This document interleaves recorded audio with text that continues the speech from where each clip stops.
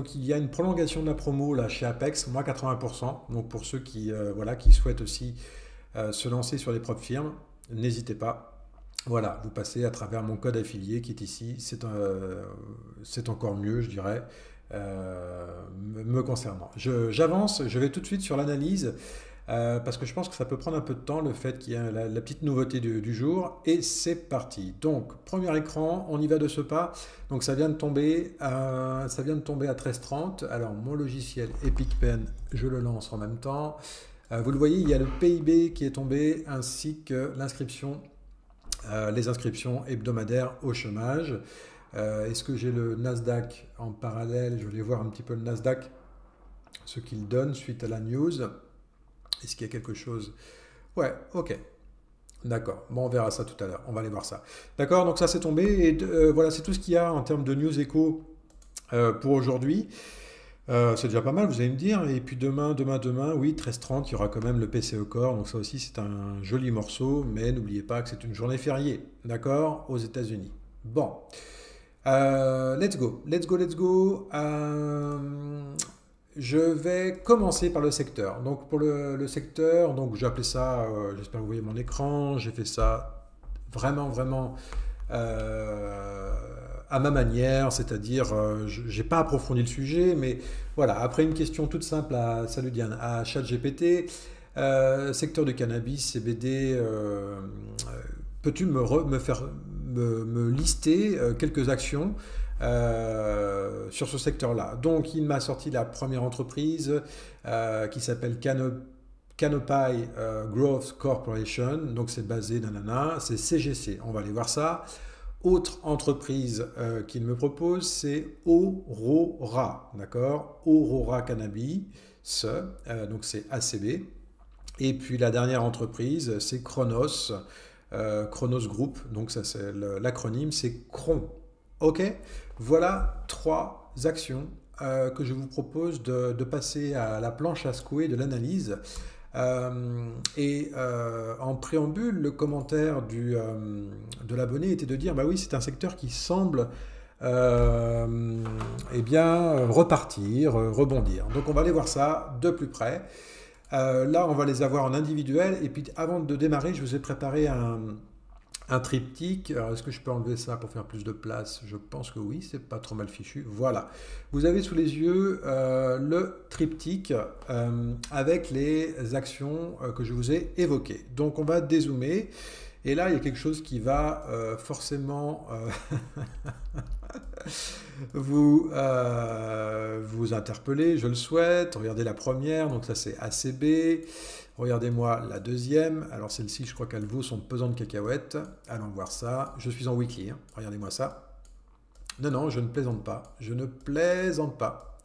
Je ne plaisante pas. Voilà. Donc là, je pense que le pétard mouillé de Aurora ainsi que de ACB, là, de Chronos.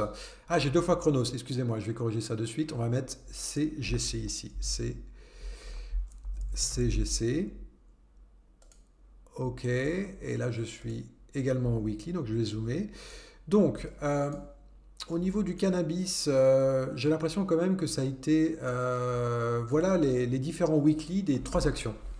Hein, de ces trois entreprises différentes. J'ai l'impression que c'est un gros pétard mouillé.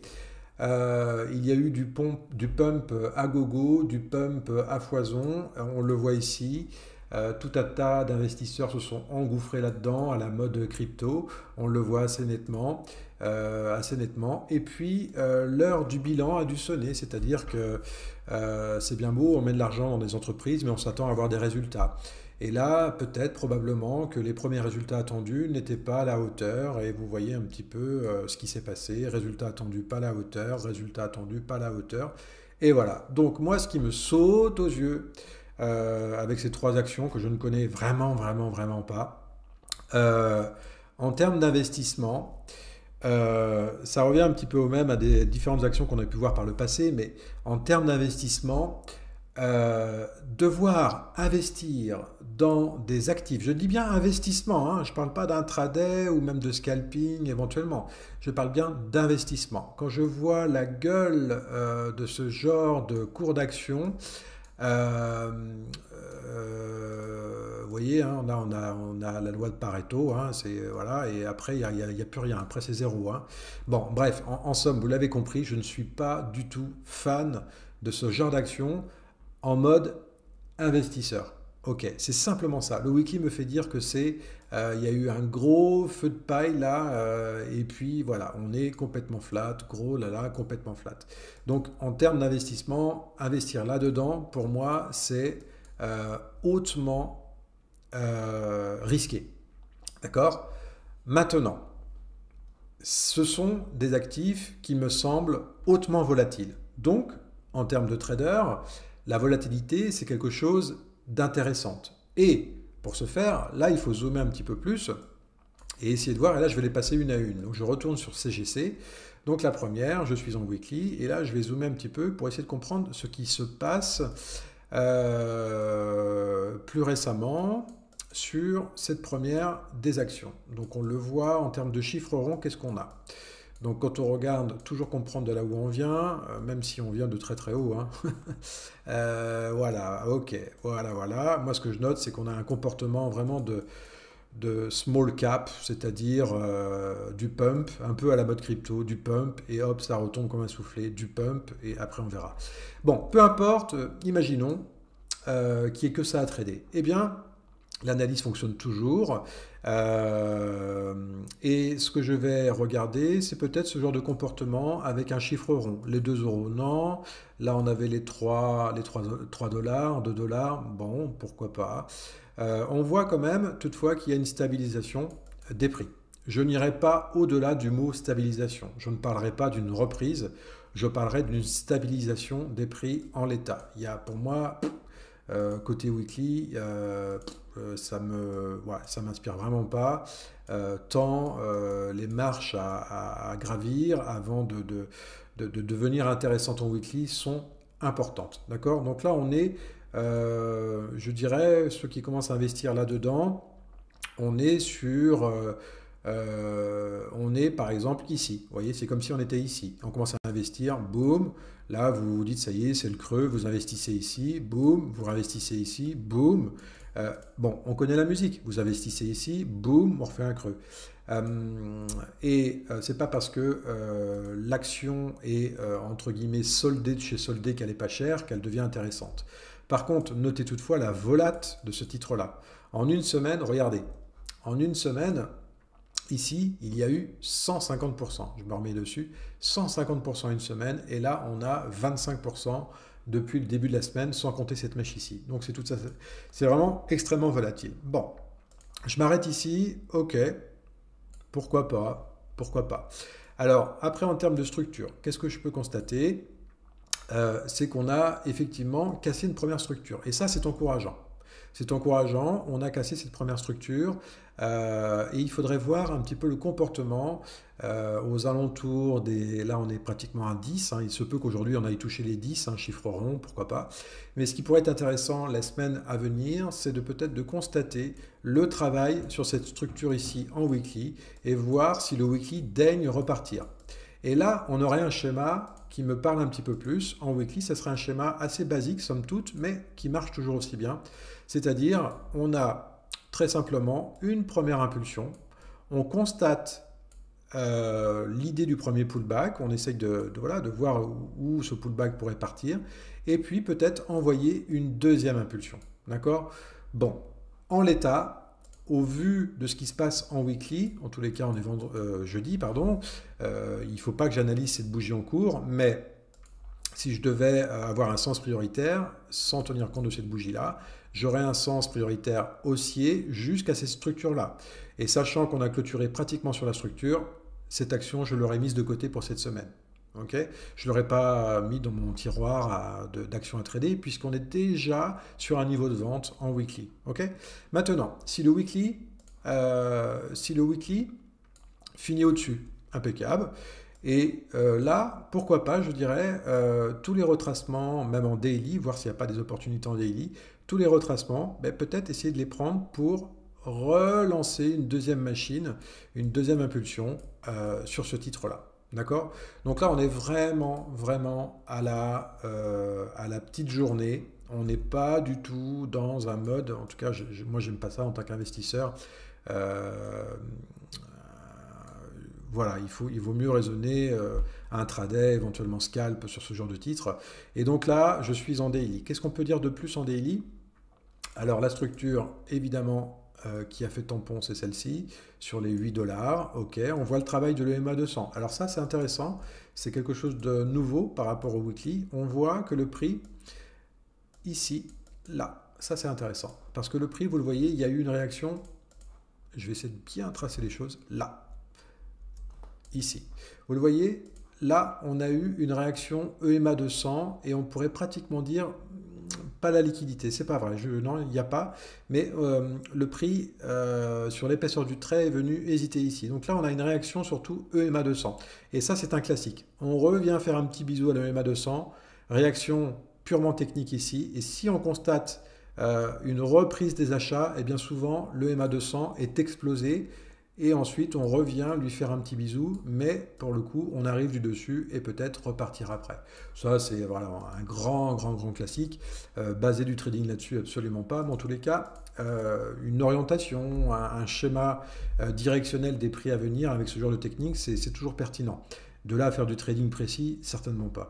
Donc aujourd'hui, ben voilà, en tout cas hier avec cette bougie ici, sans prendre celle-ci en cours. Ah non, pardon, c'est pas encore ouvert, donc c'est cette bougie hier, là, on va voir l'open.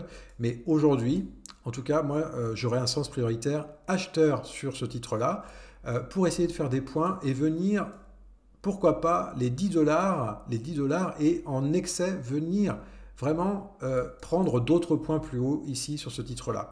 Et dans l'idée, ça serait de faire une première impulsion, pullback, et une deuxième impulsion. Donc là, si on mesure, de manière standard. Hop, ici, vous le voyez, première impulsion.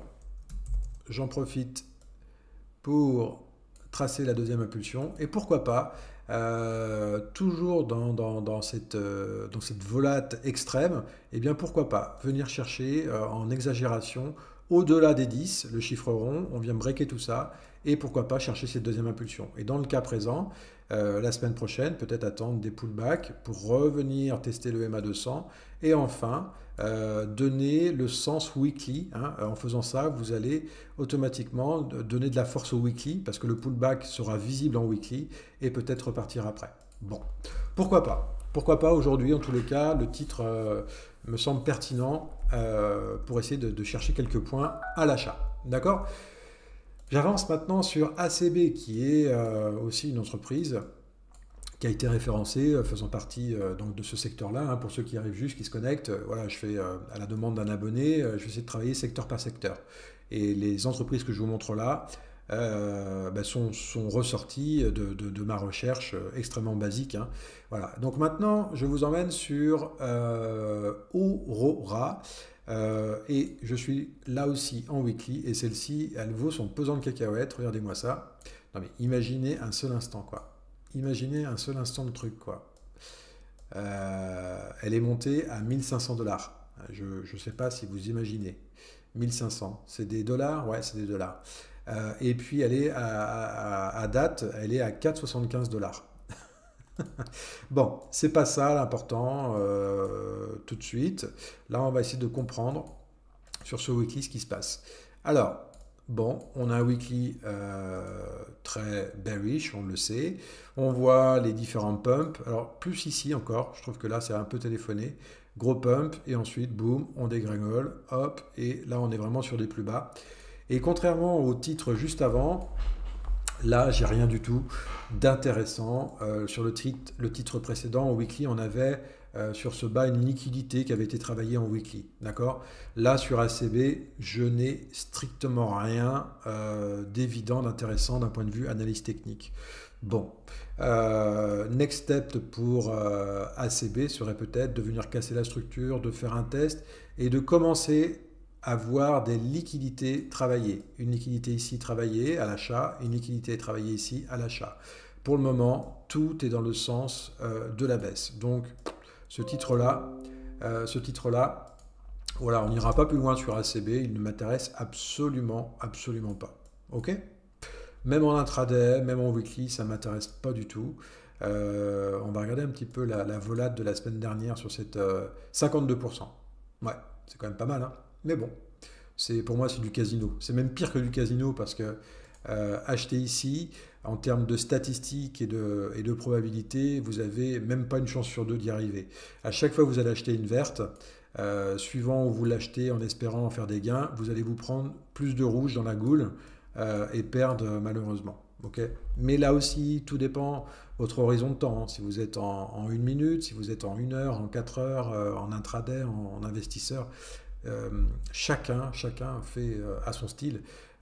Et dans la mesure où il y a de la volate, aussi bien à la hausse qu'à la baisse, il y a moyen de faire de l'argent sur ces marchés financiers. Ok. Il y a moyen. Tout dépend de votre stratégie. Donc, tout ce que je vous dis là dépend de ma manière d'opérer sur les marchés et de ma manière d'analyser aussi, hein. Voilà, donc on va aller voir Cron, qui est la dernière. Cron, pareil, regardez un peu le schéma, c'est exactement le même schéma. Là, on est peut-être un peu moins dans l'excès, quoique en pourcentage, on va aller voir ce que ça représente. Mais on retrouve exactement le schéma. Je pense qu'il y a une bande de fumeurs de joint qui ont investi là-dedans, et puis l'heure des résultats est arrivée, et malheureusement, les résultats n'étaient pas à la hauteur, et rapidement les ours mal léchés sont rentrés là-dedans, et probablement ont fait une razzia. Probablement. Mais là encore, euh, c'est à voir. Donc je suis sur Cron, cette entreprise. En weekly, qu'est-ce que je peux en dire? En weekly, on a des petites choses qui commencent à se dessiner intéressantes ici. Là, on a eu une prise de liquidité qui est intéressante. On peut constater aussi qu'on a des réactions de prix qui ressemblent pas mal aux actifs qu'aux indices. Regardez, prise de liquidité, ça repart en bas. Ok. Là, on devine une petite prise de liquidité, ça repart en bas. Alors ici, sur ce petit creux, on prend de la liquidité. Là, vous le voyez, on prend de la liquidité. Sur ce haut, on prend de la liquidité, on part en bas. Donc, on commence à avoir des réactions de prix parce que le marché doit être un peu plus liquide. Je n'ai pas le volume, mais voilà, je crois que ce marché-là, en termes de réaction, il me donne l'impression d'être un peu plus liquide. Certainement, je me trompe, mais voilà. Donc, sur le weekly, les réactions me plaisent. En revanche, ce qui me plaît beaucoup moins bien, ou en tous les cas, ce qu'il faut absolument mettre en avant sur ce titre-là, c'est que là, on est vraiment sur la ligne de partage des eaux entre, je dirais, le climat baissier ici et le climat haussier, bullish, bulot ici. On est pile poil sur la ligne de partage des eaux. Donc, quelqu'un, enfin voilà, hein, vu de ma fenêtre, qui rentre ici, c'est du gambling. En fait, on ne sait pas. On ne sait pas, et dans tous les cas, on ne sait pas. On peut parfaitement avoir une réaction des prix de prise de liquidité ici et repartir, chercher une structure pour peut-être repartir, comme on peut avoir une explosion, une cassure de ce plafond, faire peut-être 2 semaines consécutives de hausse pour finalement revenir tester après. On est, là je trouve, d'un point de vue graphique weekly, on est dans une incertitude la plus totale. Dans le fond, il y a des choses qui se précisent, il y a des choses intéressantes. Et si je dézoome un petit peu en weekly, on commence, dans les milieux autorisés, à voir des petites choses là, des grands classiques, mais ça marche toujours. Vous le voyez ici. Et si c'était le démarrage d'une première impulsion, vous voyez, une belle première impulsion, ensuite un pullback sur cette même structure, et peut-être une deuxième impulsion. Je dirais, pourquoi pas. Mais là, on est beaucoup, beaucoup trop en avance pour se prononcer. Et c'est d'autant plus vrai qu'en weekly, on est sur une ligne hyper tendue. Hyper tendue. Soit les ours mal léchés vont réappuyer sur le bousin et ça va tomber comme quoi, hein, je sais pas, moi ça pourrait tomber comme une boule de pétanque que vous lâchez d'un pont, hein, faut-il encore qu'il soit encore debout malheureusement, mais ou alors les bulots vont l'emporter et puis on peut voir ça. Allez, j'avance. Donc sur le daily maintenant, côté daily, le daily ici. Ici, côté daily, la structure weekly, elle transpire plus que de raison. Là, on voit vraiment le plafond. Ok, on est en plein dessus. Alors, quand je vois la bataille sur cette zone weekly que je viens de tracer, courageux, oui, mais pas téméraire. C'est-à-dire que je préfère largement laisser se faire les choses ici. D'accord? On a quand même un petit phénomène intéressant là on a la première impulsion et là on pourrait deviner peut-être dans ce petit pullback ici, réaction purement technique, le bas du pullback pour peut-être une deuxième impulsion. Mais je trouve que c'est bien trop hypothétique, tant le niveau weekly que je vous ai montré auparavant est imposant, tant il est prépondérant, il domine au-dessus de tout ça. D'accord? Donc sur le daily, c'est pareil.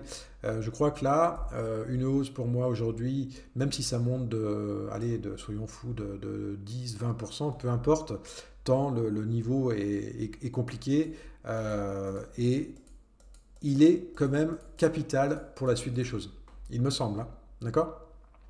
Alors, ce qui est intéressant quand même, en termes de ceux qui sont plutôt bulles sur le sujet, c'est que là, on a un premier essai pour les bulots, qui consiste à dire si ça part, ok. Et puis ce qui est intéressant aussi pour les bulots, c'est que dorénavant, on a des structures qui sont en dessous, chose qui était relativement rare jusqu'à présent. Et cette structure qui est en dessous peut être une extra ball, voilà, pour rejouer peut-être l'idée du long par la suite. Ok. Donc là, si je m'attarde vraiment que sur les derniers mouvements daily, on est sur quelque chose d'intéressant pour les bulles, d'accord? Mais nous sommes sur une zone ici, hyper tendue, et même, je qualifierais une zone de vente. Ok? Mais je ne suis pas vendeur sur ce genre de niveau, et je ne suis pas acheteur non plus. Voilà. Ok? Donc pour répondre à l'abonné, voilà un petit peu comment, à ma manière, je pourrais faire ce genre de choses. Et puis pourquoi pas, si vous avez des idées de secteur, eh bien en avant Guingamp, je ferai le même travail et ça permet d'aller voir d'autres actifs durant ce live le 13-30. Alors, quand même, avant de partir pendant 4 jours, là, je vais faire un petit tour eh bien, des indices américains, et on va aller faire le DAX aussi, et j'y vais de ce pas. Donc, alors, côté DAX, oui, alors côté DAX, ça va être rapide, depuis là, hausse, et qu'est-ce qu'on a en ligne de mire? Les 19, ok, why not? Je ne sais pas si on va y aller directement, mais ça fait quand même quelques jours que, voilà, la hausse, toujours la hausse. Aucune raison de shorter ici. Et puis, rappelez-vous, la deuxième impulsion en weekly nous emmène sur les 19 200 quelque chose. Donc, deux arguments qui poussent encore ce DAX, pour moi, qui me permettent de dire, je n'ai pas de signal de vente, ça c'est factuel. Les 19 000 sont toujours à portée de main, c'est au-dessus de nous, ça attire les prix. Ça aussi, c'est factuel, deuxièmement. Et troisièmement, l'impulsion weekly qui est ici, de mémoire, nous emmène sur les 19 200. Ça aussi, c'est factuel et ça attire les prix. OK? Voilà, ça c'est pour le DAX. Le DAX, ce jour, sens prioritaire, oui, acheteur. Acheteur et encore acheteur. OK? Cherchez pas à trouver un haut, un bas de marché dans l'absolu, ça ne fonctionne pas. Donc, OK. Le S, oui, le S, il était toujours de côté et il sera toujours de côté dans la mesure où hier, il n'est pas, enfin en tous les cas, dans ce petit pullback ici, il n'y a pas eu de retest de la structure. Donc le rebond qui se fait en ce moment ne me plaît pas graphiquement.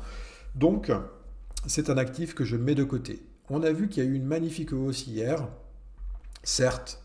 Et on va voir qu'il y a un autre actif que je surveillais à l'achat qui a largement fait son boulot. Et d'ailleurs, c'était l'un des premiers actifs à partir à l'achat hier. On va aller le voir, c'est le Dow Jones qui était évoqué hier et avant-hier. Concernant le Nasdaq, rappelez-vous, le Nasdaq, hier, m'inspirait pas. Pourquoi? En fait, on a des arguments un peu contraires. Je vais vraiment à l'essentiel aujourd'hui j'ai déjà pris pas mal de temps, mais rappelez-vous les arguments annoncés hier. On est vraiment sur un haut de marché. Le premier argument vendeur est celui-ci, c'est une prise de liquidité. C'est prioritaire. D'accord? Hier, je vous ai fait la chose suivante en termes d'importance. En 1, liquidité. En 2, les structures. Pourquoi je vous parle de structure? Structure. David, structure. Voilà. Pourquoi je vous parle de structure? Parce que ici, là, on a des tests de structure en deux. Et ce sont des tests qui, oui, sont des tests plutôt bullish, c'est-à-dire qu'on vient se taper là-dessus et on rebondit. Mais regardez bien, en termes de priorité et de poids à donner en termes d'importance, c'est en deux pour moi. Ça veut dire qu'en haut, cette liquidité est prioritaire. Et même si j'ai des signes d'achat sur une structure, je vais mettre la priorité sur la liquidité. Alors, ce qui pourrait aider dans ces retests de structure, c'est le contexte du marché. Le contexte est ultra bullish. Donc là, on pourrait se dire structure, retest de structure, plus contexte ultra bullish. Là, je peux répondre kiff kiff bourricot. Ça voudrait dire ni avantage vendeur, ni avantage acheteur. Et donc, je mets de côté. D'accord? Voilà un petit peu le raisonnement sur le Nasdaq. Et vous le voyez, il a fait quoi le Nasdaq hier? Il a fait tu m'as vu, tu m'as pas vu, tu m'as vu, tu m'as pas vu, quoi. Hein, il a fini flat. Eh bien, le Nasdaq ne m'intéresse pas en intraday. Salut Timothée, salut Laurent, salut José. Ça ne m'intéresse pas. Ok? M'intéresse pas. Il m'intéresse pas? Il m'intéresse pas. Je vous emmène sur le Dow Jones. Eh ouais, lui, il m'intéressait. Pourquoi?